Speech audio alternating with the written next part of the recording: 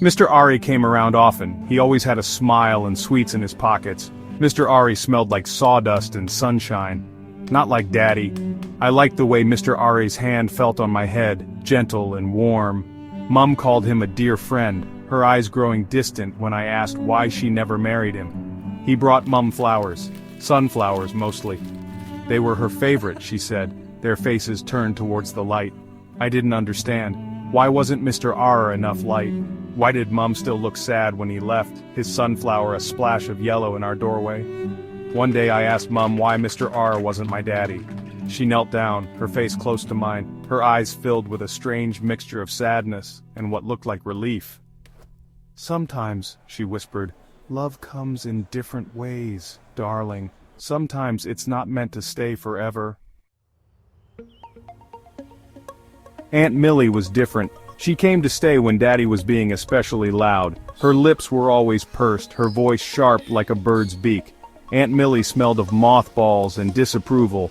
She didn't like children, she said. They were sticky and loud. I tried to stay out of her way, hiding in the small space under the stairs. It was dusty and dark, but it felt safe. Aunt Millie's eyes always seemed to follow me, cold and sharp like shards of ice. She didn't understand my tears, the fear that clung to me like a shadow. "Stop that sniveling," Aunt Millie would say, her voice like a crack in the pavement. Children should be seen and not heard.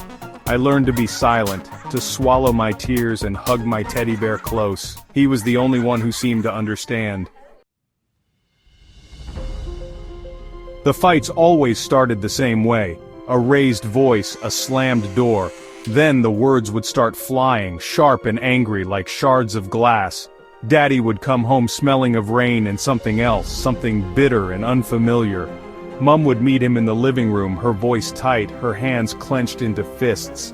The air would crackle with tension, heavy and suffocating. I would hide in my room, my hands over my ears, but I couldn't shut out the sounds. The crashing, the yelling, the bitter accusations flung like weapons. Sometimes after the storm passed, I would creep downstairs. The house would be eerily silent, the air thick with the remnants of anger and something else, something broken.